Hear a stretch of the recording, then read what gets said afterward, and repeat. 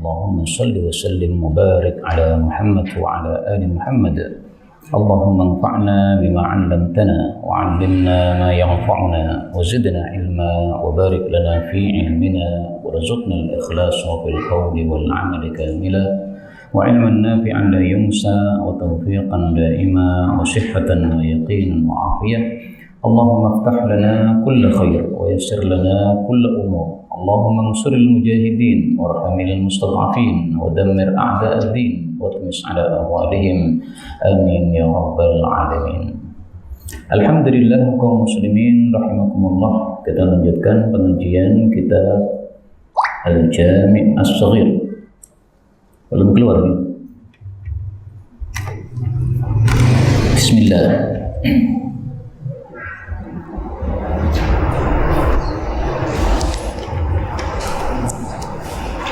Dan kita sudah sampai pada huruf kha, hadis 4301. Faqala al-muallif rahimahullahu ta'ala wa nafa'ana bihi wa bi'ulumihi fid darain amin. Qala Rasulullah sallallahu alaihi wasallam, khairul muslimin, sebaik-baik orang muslim adalah man salimal muslimun, orang yang umat Islam itu selamat min lisanihi, dari lisannya yaitu ucapannya, wa yadihi, dan tangannya yaitu perbuatannya. Hadis ini membahas tentang orang Islam yang sempurna sehingga berhak disebut khairul muslimin, sebaik-baik orang Islam. Maka Islam itu ada tingkatan biasa, ada tingkatan yang sempurna atau baik. Nah, di sini membahas tentang yang sempurna. Bagaimana itu? Orang yang umat Islam yang lain itu tidak terganggu oleh ucapannya dan tidak terganggu oleh perbuatannya. Karena itu mari kita berhati-hati dalam berkata-kata, jangan sampai mengganggu umat Islam. Demikian juga dalam perbuatan, berhati-hati jangan sampai mengganggu umat Islam. Kadang-kadang kita itu berbuat mengganggu tapi tidak merasa. Nah, ini perlu diperhatikan. Kemarin saya ditegur seseorang tetangga. Kenapa? Karena tempat dia untuk parkir mobil itu dipenuhi dengan motor-motor para tukang. Akhirnya dia nggak bisa parkir. Ini tukangnya nggak sadar kalau dia ternyata parkir di situ mengganggu. Nah, akhirnya santri saya suruh jangan lagi parkir di situ, tapi masih nekat lagi. Nah, ini perlu dijewer santrinya kalau nekat-nekat seperti ini ya. Udah dibilangi kenapa masih nekat lagi? Tayyib. Kemudian hadis ini diriwayatkan juga dengan lafal yang berbeda. Apa lafalnya? Perhatikan. Rasulullah sallallahu alaihi wasallam bersabda, "Al-muslimu man salimal muslimuna min lisanihi wa yadihi." Al-muslimu man salima. Orang muslim itu adalah orang yang umat Islam selamat dari lidahnya dan tangannya. Nah, di sini kata-katanya al-muslim, sementara di sini kata-katanya khairul muslimin. Maka dari sini kita ambil pelajaran bahwa karena satu hadis satu dengan yang lainnya saling menafsirkan, berarti yang dimaksud al-muslim di sini adalah al-muslim al-kamil, orang Islam yang sempurna. Saya kasih contoh lagi, Pak, karena banyak orang nggak paham sehingga salah paham. Dalam hadis Rasulullah bersabda, laisal wasil, bukanlah orang yang silaturahmi itu bil mukafi, orang yang membalas kebaikan orang. Walakinil wasil, akan tetapi orang yang menyambung silaturahmi, alladzi idzan qata'a rahimuhu, kalau rahimnya putus, wasalaha, kerabatnya putus, dia menyambungnya. Nah, ini kemudian ada yang salah paham. Oh, berarti kalau menyambung hubungan tetapi tidak putus itu tidak disebut silaturahmi. Salah itu. Ini bicara tentang sempurna. Laisal wasil, bukanlah silaturahmi yang sempurna orang yang membalas silaturahmi orang lain. Tapi kalau saya membalas silaturahmi orang lain, ya namanya tetap silaturahmi. Jadi silaturahmi itu tidak harus putus dulu baru disebut silaturahmi, tidak. Misalnya nih Pak, saya dapat roti dari orang, okay? Rotinya berapa? 5. Nah, saya menghabiskan roti 5 nggak habis, saya ambil 1. Yang 4 saya bagi-bagi kepada kerabat-kerabat saya. Itu juga silaturahmi namanya, nyambung. Okay? Jadi nyambung atau silaturahmi tidak harus putus dulu. Ini salah paham gara-gara dianggap laisal wasil berarti bukan silaturahmi. Ini bicara tentang kesempurnaan atau hakikat. Sama juga di sini tadi. Kemudian di sini disebutkan yadun tangan, maksudnya adalah perbuatan. Kenapa disebutkan dengan kata-kata tangan? Karena rata-rata perbuatan manusia dilakukan dengan tangan. Tapi perbuatan apapun tidak harus dengan tangan, jangan sampai mengganggu kaum muslimin ya, dengan kaki, dengan mata dan sebagainya. Kemudian di sini disebutkan kaum muslimin ini tidak khusus umat Islam saja. Orang-orang kafir pun juga harus selamat dari lidah dan tangan kita kalau dia kafirnya kafir dhimmi. Kita punya tetangga-tetangga di sekitar kita kafir tapi tidak memerangi kita, itu juga tidak boleh diganggu. Maka kata-kata muslimun di sini disebut oleh para ulama kharaja makhrajal ghalib. Ini munculnya kata-kata muslim itu karena kebiasaannya. Ya, kebiasaannya orang Islam itu bergaul dengan orang Islam yang lain. Nah, sehingga orang Islam yang lain jangan sampai terganggu oleh kita. Tapi orang kafir pun juga sama, jangan sampai terganggu oleh kita. Di utara masjid ini kan yang saya tahu kan tidak semuanya muslim gitu. Nah, jangan gara-gara itu tidak muslim kemudian kita mengganggunya, naik motor di depannya di blare-blare misalnya, nah, nggak boleh, itu apa? Tidak sopan kepada tetangga. 32. Khairun nasi, sebaik-baik manusia adalah aqra'uhum, yang paling qari, paling banyak hafalan, wa afqahuhum, dan paling paham fi dinillah, terhadap agama Allah Subhanahu wa taala, wa atqahum lillah, dan paling takwa kepada Allah Subhanahu wa taala, wa amaruhum bil ma'rufi, yang paling amar ma'ruf, wa anhahum 'anil munkar, yang paling nahi munkar, wa awsaluhum lirrahim, dan paling menyambung hubungan kerabat. Nah, ini menyambung tadi sudah saya sampaikan bahwa menyambung itu tidak harus putus dulu baru disebut menyambung, enggak. Tidak putus pun kalau kita berbuat baik itu namanya apa? Menyambung. Ini hadisnya derajatnya diperselisihkan oleh para ulama, tapi isinya jelas sahih bahwa orang yang terbaik adalah orang yang disebutkan di sini.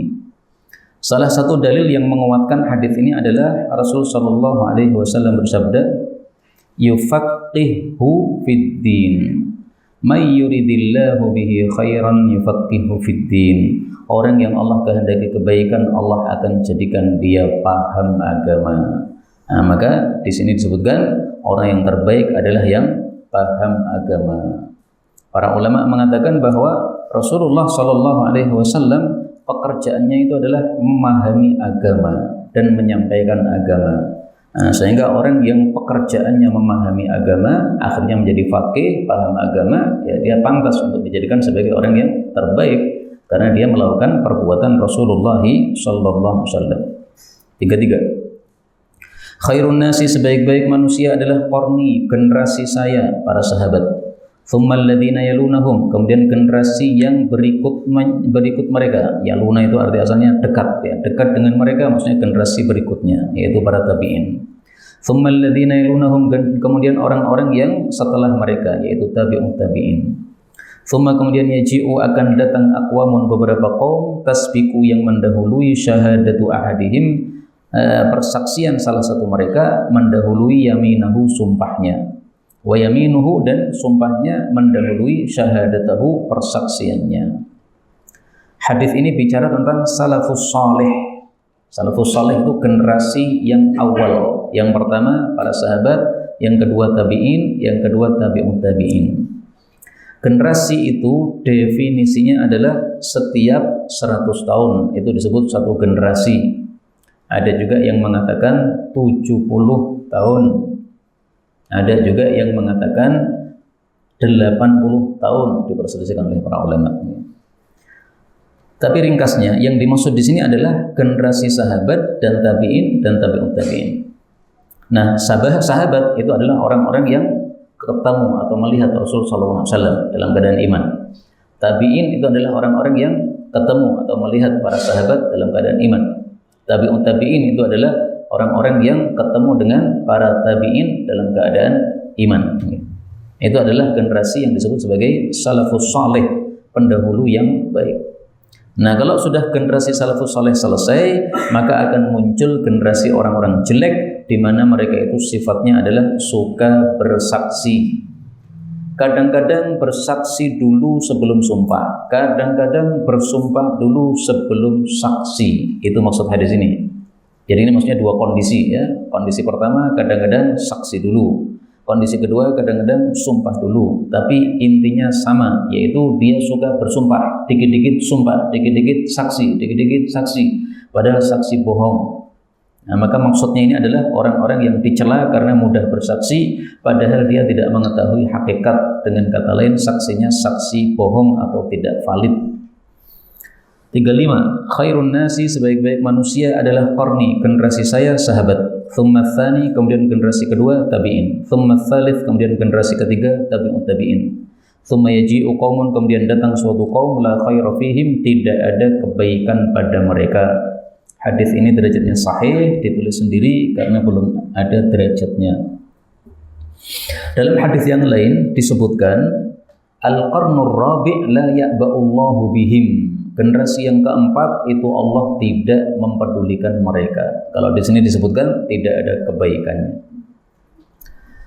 36. Khairun nasi, sebaik-baik manusia, qarni, generasi saya, alladzi ana fihim, yang saya berada di tengah-tengah mereka, yaitu sahabat. Tsumma alladzina yalunahum, kemudian orang-orang setelah mereka, tabi'in. Tsumma alladzina yalunahum, kemudian orang-orang setelah mereka, tabi'ut tabi'in. Wal akharun, adapun orang-orang yang lain, yaitu generasi setelahnya, aradhil, orang-orang yang rendah-rendah.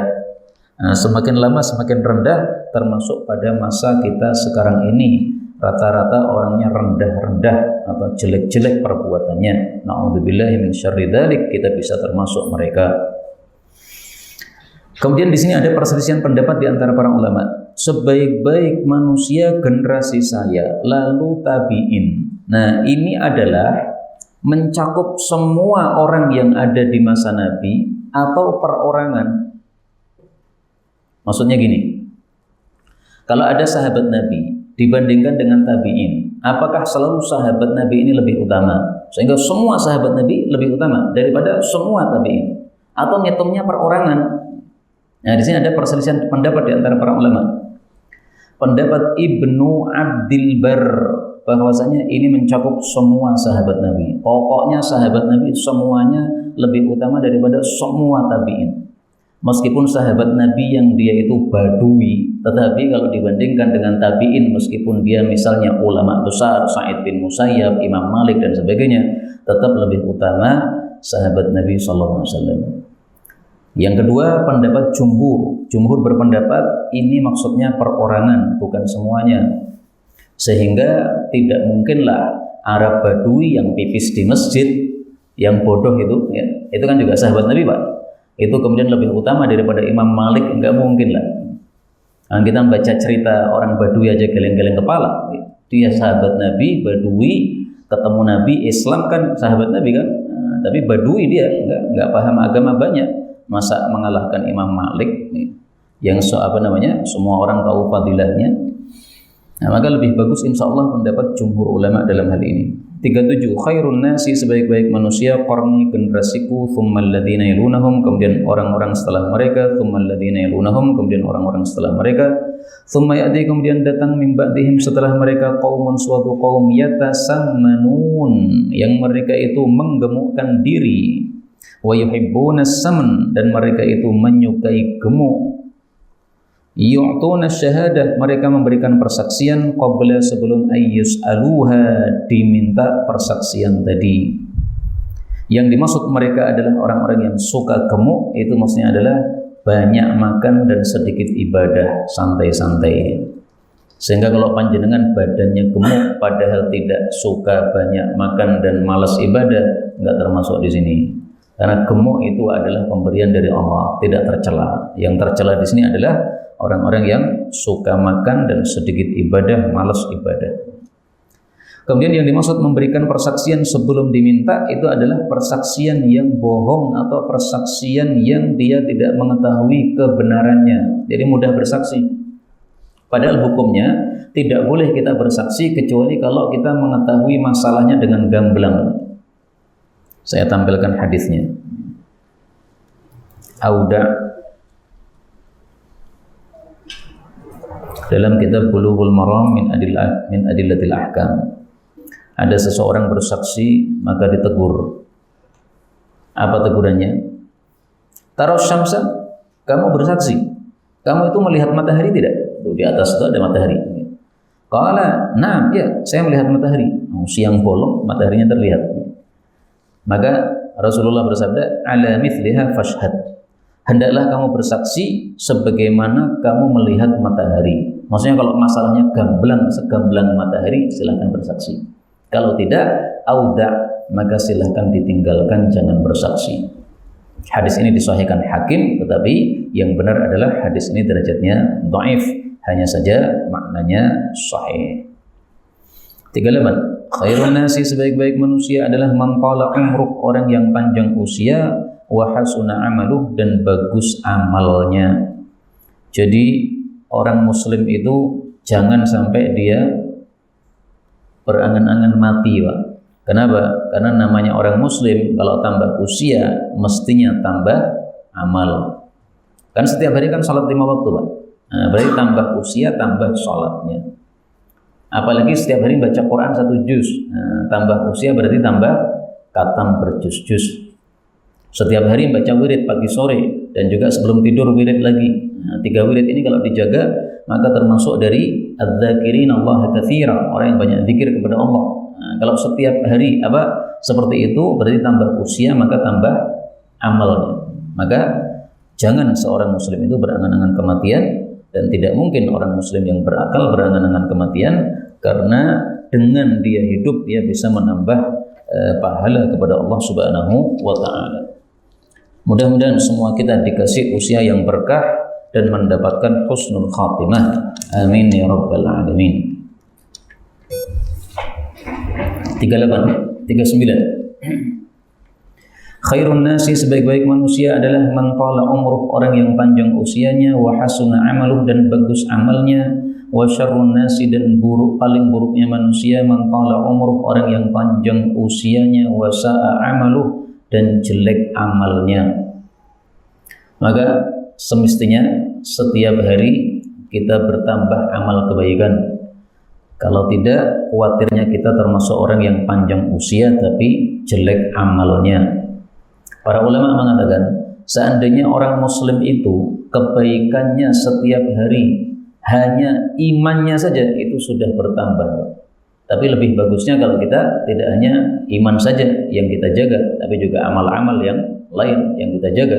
Dalam hati kita ada iman, tapi anggota tubuh kita juga melakukan kebaikan-kebaikan yang lain. 40. Khairun nasi, sebaik-baik manusia, khairuhum, orang yang paling baik dari mereka, qadaan, melunasi, maksudnya melunasi utang. Jadi kalau melunasi hutang itu hendaklah kita menjadi orang yang baik. Baiknya gimana itu? 1, berterima kasih. 2, ditambahi kalau bisa. Misalnya utangnya 1 juta, nah, ketika bayar itu kita tambahi 1.100.000. Tapi jangan disepakati di awal, itu riba. Atau kita kasih roti ya, sebagai tambahan. Apa dalilnya? Mari kita lihat. Innama jazaa'us salafi, tiada lain balasan dari utang itu adalah alhamdu, memuji atau berterima kasih atau mendoakan, wal wafa'u, dan menyempurnakan. Menyempurnakan artinya utangnya berapa jangan dikurangi ya. 1 juta bayar 1 juta. Nah, dalam hadis yang lain Rasulullah menyuruh kita untuk menambahi atau ngangeti, wa arjih, zin wa arjih, timbanglah dan angetilah. Angeti maksudnya ditambahi. Beli berapa? 1 kilo. Nah, 1 kilo lebih dikit. Nah, dikasih tambahan. Demikian juga dalam hal melunasi hutang. Ini Rasul sallallahu alaihi wasallam juga melakukan irjah atau ngangeti tadi. 41. Khairun nasi, sebaik-baik manusia adalah ahsanuhum, yang paling bagus dari mereka, khuluqan, akhlaknya. Yang dimaksud akhlak ini adalah akhlak kepada sesama manusia. Sebagaimana sabda Nabi SAW dalam hadis yang lain, khuluquka linnasi, istaqim, istiqamahlah dalam kebaikan, wal yahsun khuluquka linnas, dan hendaklah akhlakmu kepada manusia itu baik. Nah, itulah yang dimaksud akhlak dalam hadis ini, yaitu apa? Akhlak kepada manusia. Kaum muslimin rahimani wa rahimakumullah, akhlak itu kalau didefinisikan apa sih? Husnul khuluq. Kalau didefinisikan, 1 adalah badlun nada. Yang kedua adalah kafful adza. Badlun nada, mengerahkan kebaikan-kebaikan kita kepada orang lain. Kafful adza, menjaga gangguan dari orang lain. Jangan sampai mengganggu orang lain. Meskipun dengan parkir motor yang salah, jangan mengganggu. Motor diparkir di depan rumah, kemudian dikunci. Sementara tetangga kita punya mobil, seringkali dia keluar mobil melewati depan rumah kita. Kalau motor kita kunci, dia susah nanti untuk memindah motor kita itu, harus ngetuk pintu kita. Nah, jangan dikunci. Apalagi rumahnya aman, ya, motor taruh di luar aman, nggak usah dikunci, mengganggu tetangga nggak boleh. Kedua, khairun nasi, sebaik-baik manusia fil fitan, pada waktu fitnah adalah rajulun, seseorang yang akhidun bi'anani farasih, memegang tali kekang kudanya, khalfa a'da'illah, di belakang musuh-musuh Allah. Yukhifuhum, dia menakut-nakuti mereka, wa yukhifunahu, dan mereka menakut-nakuti dia, alias perang, jihad fisabilillah. Yang kedua, warajulun, dan seseorang mu'tazilun, yang dia menyingkir, maksudnya menyingkir dari fitnah tadi, fi badiyatin, pada suatu badiyah, pada pedesaan atau pada padang pasir, yuaddi, yang dia itu menunaikan haqqallahi, haknya Allah, alladzi alaihi, yang menjadi kewajiban terhadap dirinya. Hadis ini bicara tentang masa-masa fitnah. Fitnah itu adalah masa-masa di mana umat Islam dengan sesama umat Islam tidak rukun, saling perang, itu disebut fitnah. Maka perang itu bisa ada 3 macam. Perang melawan orang-orang kafir disebut jihad. Perang sesama muslim disebut fitnah. Perang besar antara muslim dengan kafir di akhir zaman disebut malhamah. Nah, di sini Rasulullah bicara tentang fitnah-fitnah. Nah, fitnah-fitnah yaitu ketidakakuran kaum muslimin sehingga perang antar kaum muslimin. Nah, pada masa seperti itu paling bagus kita menjadi salah satu dari 2 ini. Tinggalkan peperangan sesama muslim, kita ambil kuda jihad fisabilillah. Enggak ngurusi perdebatan antar muslim, tapi ngurusi orang-orang kafir, ya, seperti saudara-saudara kita di Palestina. Umat Islam memang aneh, Pak. Palestina itu sudah hancur, banyak kaum muslimin dibunuh di sana, tapi masih sempat aja umat Islam cakar-cakaran sesama umat Islam. Seperti di Indonesia ini, boomingkan isu tentang habaib Ba'alawi, katanya bukan keturunan Nabi. Kemudian ingin diadukan dengan para kiai. Itu sumbernya dari orang-orang kafir sebenarnya. Tapi umat Islam jarang sadar, ya. Sehingga mereka ikut-ikutan dalam program tersebut, sehingga ada kiai-kiai yang pakai sorban tapi kemudian ikut-ikutan dalam membatalkan nasab Ba'alawi tanpa dasar ilmu sama sekali, bukan ahli nasab tapi ngomong tentang nasab. Ya, akhirnya terjadi apa yang disampaikan oleh para ulama, man takallama fi ghairi fannihi ata bil ajaibi. Siapa yang bicara tidak pada bidangnya, pasti dia akan ngomong sesuatu yang aneh-aneh. Bukan ahli nasab ngomong nasab, ya aneh jadinya. Bahkan saking anehnya dia mengatakan, seluruh dunia ahli nasab mengatakan A, saya tidak akan percaya sama mereka, dengan dalil wa in aftal muftun. Nah, ini jahil murakkab kayak begini, Pak. Jadi bodohnya bukan bodoh tingkat 1, tingkat 2 kuadrat. Itu gara-gara apa? Dia sombong sekali, meremehkan orang yang lain, sehingga bukan ahli nasab pun meremehkan seluruh dunia ahli nasab, katanya. Na'udzubillah.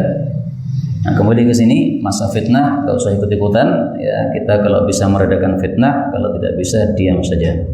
3. Khairun nasi, sebaik-baik manusia adalah mukminun, seorang mukmin, fakirun, yang fakir, yu'ti, yang dia memberikan juhdahu, sesuai dengan kemampuannya atau kesungguhannya. Hadis ini derajatnya diperselisihkan oleh para ulama. Kata Suyuti hasan, tapi kata Albani hadis ini palsu. Coba kita lihat ya, kenapa kok dikatakan palsu ini? Ada apanya di dalam sanadnya ini?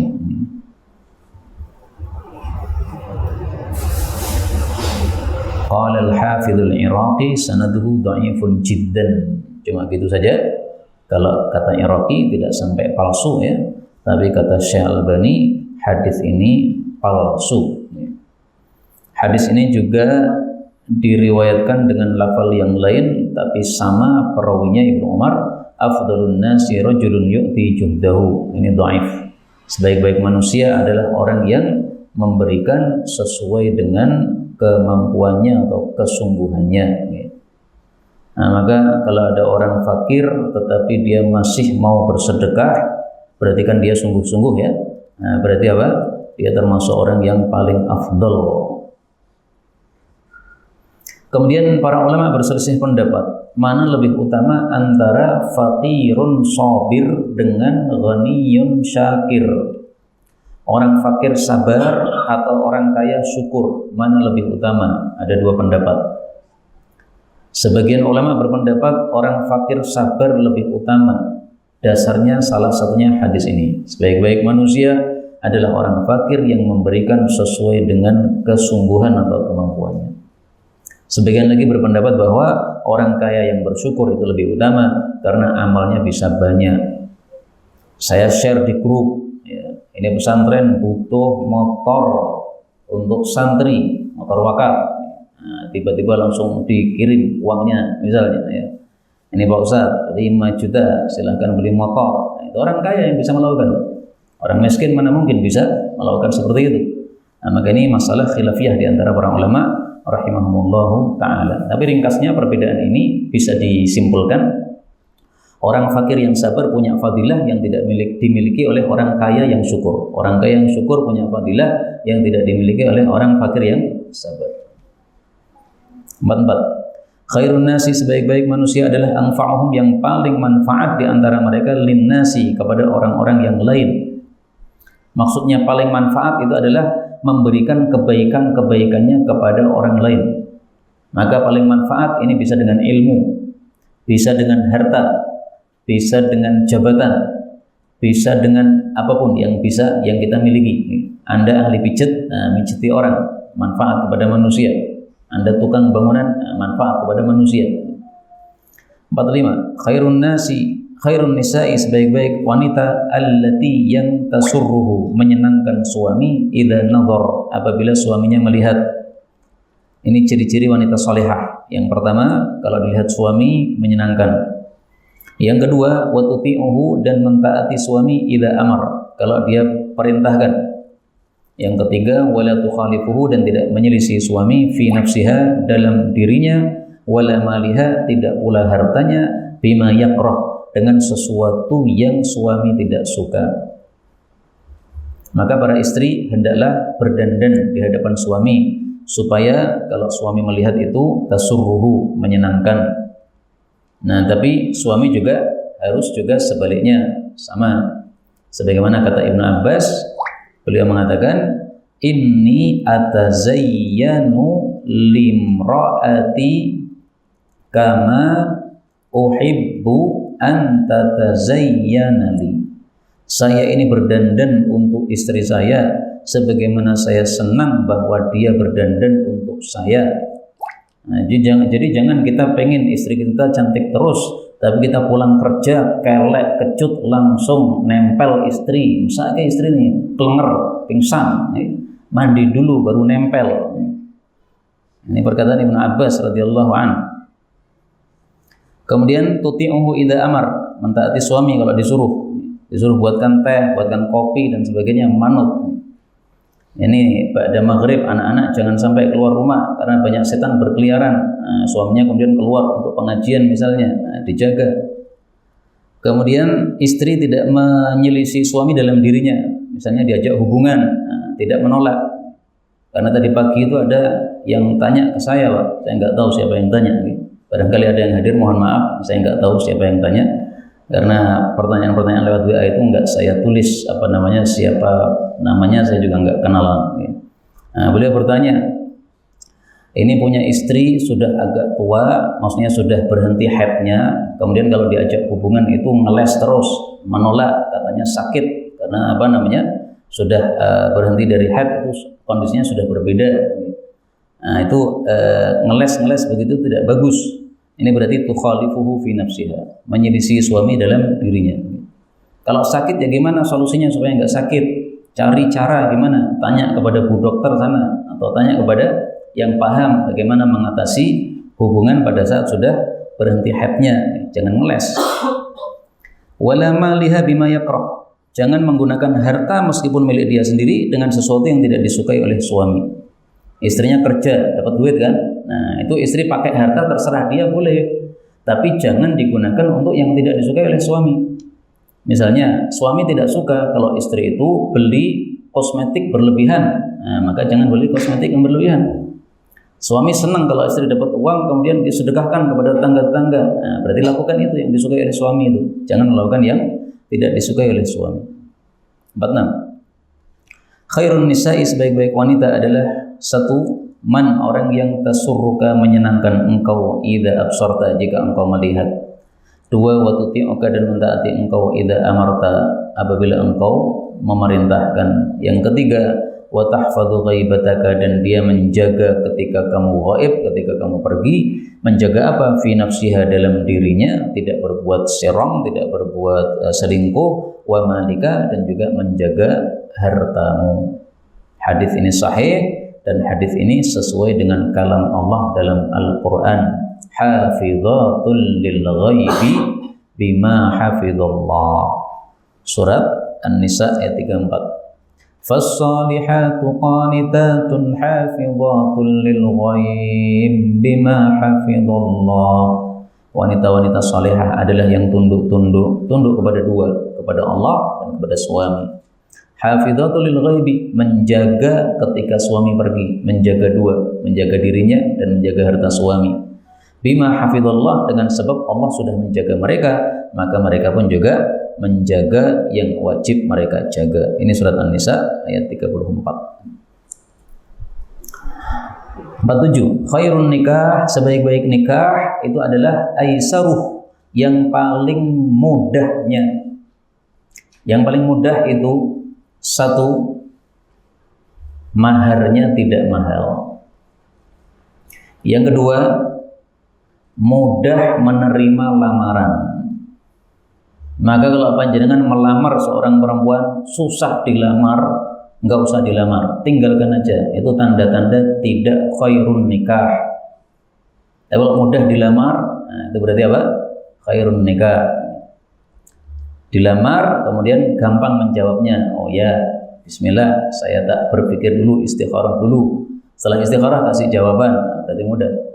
Kalau suruh nanti aja setahun lagi, ya suwen kayak gitu, udah tinggalkan. Wanita yang lain banyak ya. An-nisa siwaha katsir, cewek banyak di atas muka bumi, enggak usah satu orang yang angel-angel seperti itu. Tayyib, para ulama mengatakan ini kaidah mungkin sangat penting ya. Idza tayassara nikah ammat barakatuh. Apabila nikah itu mudah, maka berkahnya akan menjadi banyak. Umum itu maksudnya apa? Banyak. Maka tanda bahwasanya wanita ini berkah di dalam pernikahannya kalau dia tidak angel-angel dan maharnya tidak mahal-mahal. 48. Khairu abwabil bir, sebaik-baik pintu-pintu kebaikan adalah as-shadaqah, sedekah. Hadis ini derajatnya diperselisihkan oleh para ulama. Yang dimaksud pintu-pintu kebaikan itu adalah macam-macam kebaikan. Dan memang di dalam Islam itu kebaikan dibuat bermacam-macam. Tujuannya apa? Dua. Yang pertama, supaya kita tidak bosan.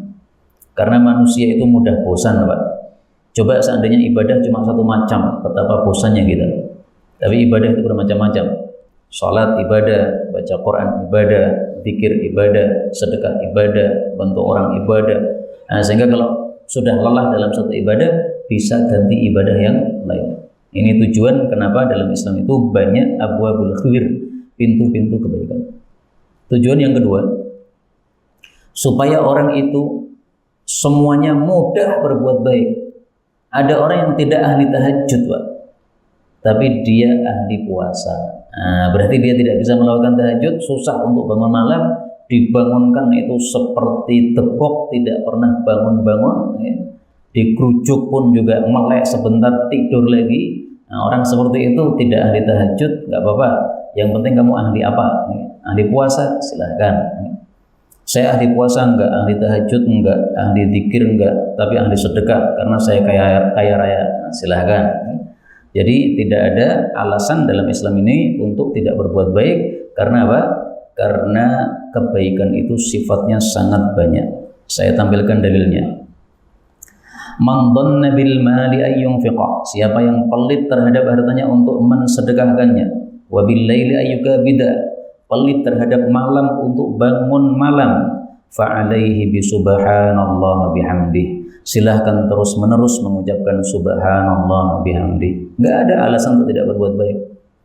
Saya sedekah enggak bisa, saya pelit sekali, saya mengeluarkan susah sekali saya. Atau tidak susah sebenarnya, tapi enggak ada duitnya, miskin. Tahajud enggak bisa saya, melek itu susah sekali saya.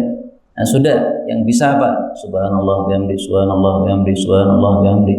Enggak ada alasan untuk tidak berbuat baik. Abu Nuaim dalam kitab Ma'rifah derajatnya sahih. Baik, kenapa sedekah itu adalah sebaik-baik pintu kebaikan? Satu, karena sedekah itu manfaatnya adalah muta'addi. Al-khairul muta'addi afdal minal khairil qasir. Kebaikan yang sifatnya merembet kepada orang lain lebih utama daripada kebaikan yang sifatnya untuk diri sendiri. Maka kemarin bulan Agustus, ini masih Agustus ini, tanggal 31. Itu khutbah Jumat saya, temanya adalah mensyukuri nikmat Allah Subhanahu wa taala. Karena Agustus kemerdekaan Indonesia ini nikmat dari Allah, wajib disyukuri. Hanya tidak banyak yang paham bagaimana cara mensyukuri nikmat Allah. Nah, mensyukuri nikmat Allah itu dengan cara melakukan kebaikan-kebaikan. Kebaikan ada dua macam, ada yang muta'addi, yang bersifat merembet kepada orang lain, ada yang qasir, yang bersifat untuk diri sendiri. Semua dilakukan dalam rangka mensyukuri nikmat kemerdekaan supaya ditambah nikmatnya oleh Allah Subhanahu wa taala. Adapun melakukan hura-hura di bulan Agustus itu sama sekali bukan cara mensyukuri nikmat Allah, sama sekali. Bahkan saya khawatir itu termasuk mengkufuri nikmat Allah. Karena banyak dalam hura-hura tadi perbuatan-perbuatan yang salah. Misalnya bapak-bapak lomba sepak bola ya, kemudian pakai baju perempuan, kostum perempuan, haram itu. Nah, itu termasuk mengkufuri nikmat Allah kalau begitu. Nah, itu kalau dilanjutkan saya khawatir nanti Indonesia dijajah lagi oleh PKI atau siapa. Gara-gara apa? Tidak mensyukuri nikmat Allah Subhanahu wa taala. Maka setiap Agustus mari kita dengungkan terus-menerus bahwasanya cara mensyukuri nikmat Allah itu dengan beramal saleh, bukan dengan hura-hura. Karena masyarakat ini banyak yang enggak paham bagaimana mensyukuri nikmat Allah. Mereka semua tahu kemerdekaan itu nikmat, tahu. Mereka semua tahu bahwa nikmat itu dari Allah, tahu. Mereka semua tahu bahwasanya nikmat itu wajib disyukuri, tahu. Tapi mereka tidak tahu gimana cara mensyukuri nikmat Allah. Sehingga mereka berhura-hura pada bulan Agustus, nggak paham kalau seperti itu bukan cara mensyukuri yang benar. 49. Khairu ikhwati, sebaik-baik saudaraku adalah Ali bin Abi Thalib. Ali ini adalah sepupu Rasulullah sallallahu alaihi wasallam. Maka disebut saudaraku, ini adalah saudara sepupu. Wa khairu a'mami, adapun sebaik-baik pamanku itu adalah Hamzah bin Abdul Muttalib. Hadis ini derajatnya dhaif, bahkan palsu kata Asy-Syaikh Al-Albani rahimahullahu taala. Dan di dalam sanad hadis ini ada seorang perawi Syiah yang jelek, namanya Abbad bin Ya'qub Ar-Rawajini. Namanya siapa? Abbad ibnu Ya'qub Ar-Rawajini. Nah, ini banyak orang-orang yang tanya kepada saya, katanya di Sahih Bukhari itu ada rawi Syiah, benar tidak? Saya jawab benar. Karena Abbad bin Ya'qub ini ada dalam Sahih Bukhari. Yang punya Sahih Bukhari nanti dilihat hadis nomor 7534. Qala haddatsani Sulaiman qala haddatsana Syu'bah 'anil Walid wa haddatsani Abbad bin Ya'qub Al-Asadi atau Ar-Rawajini tadi. Sama. Ini adalah apa? Orang Syiah jelek ini. Nah, maka yang mengatakan di dalam Sahih Bukhari enggak ada orang Syiah, itu karena enggak pernah belajar Bukhari sampai khatam. Marilah pelajari Sahih Bukhari sampai khatam supaya kamu tahu Maka ini dalil bahwasanya tidak semua Syiah itu kafir. Semua Syiah sesat betul, tapi kalau semua Syiah kafir tidak betul. Karena kalau kafir nggak mungkin ditampilkan oleh Imam Bukhari dalam sahihnya. Kalau panjenengan mengatakan siapa yang memakai rawi Syiah berarti dia kafir, silahkan kafirkan Imam Bukhari. Berani tidak? Nggak berani kan? Orang-orang yang mudah mengkafirkan itu gara-gara sedikitnya ilmu. Saya tidak membela Syiah, tidak. Saya mengatakan semua Syiah sesat, tapi tidak semua Syiah kafir. Orang yang mudah-mudah mengkafirkan itu gara-gara qalilul ilmi, sedikit ilmunya, sehingga mudah-mudah untuk mengkafirkan orang. Nah, silahkan lihat ya di Bukhari 7534. Ini rawinya namanya Abbad bin Ya'qub al-Asadi. Ini juga yang meriwayatkan hadis yang sedang kita baca ini. Inilah penyebab hadis ini kenapa dhaif ya, karena ada rawi Syiah tadi, maka hadisnya dhaif. Lah terus hadisnya Bukhari tadi sahih tidak? Hadisnya Bukhari ini meskipun di sini ada rawi bernama Abbad bin Ya'qub yang Syiah yang dhaif tadi, tapi hadisnya sahih karena matanya ini diriwayatkan dalam riwayat-riwayat yang lain. Ayyul a'mali afdal, amalan apa paling utama? Kata Nabi, salat tepat waktu, birrul walidain, dan jihad fisabilillah. Ini yang meriwayatkan tidak hanya si Syiah tadi, banyak yang meriwayatkan selain dia.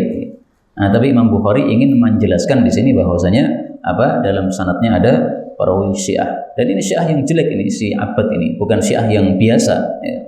Yang jelek itu maksud saya yang suka mencela, kemudian ta'assub di dalam madhabnya, dalam pendapatnya itu. Beda dengan orang-orang Syiah yang mu'tadil ya, tidak mau mencela, tapi hanya berpendapat bahwa Ali bin Abi Thalib lebih utama daripada Abu Bakar As-Siddiq. Itu salah, sesat seperti itu. Tapi ada yang tidak sampai mencela-cela begitu. Nah, kembali ke sini, hadisnya dhaif, silahkan ditandai sendiri, hadisnya dhaif ya, bahkan palsu kata Syalbani. Hadis terakhir 40-50. Khairu asma'ikum, nama terbaik kalian itu adalah satu Abdullah. Alhamdulillah, nama saya Abdullah, Pak. Yang kedua Abdurrahman. Yang ketiga Al-Harith. Tapi hadis ini sahih menurut Suyuti. Apakah sahih menurut Al-Albani? Nah, kita cek dulu ini.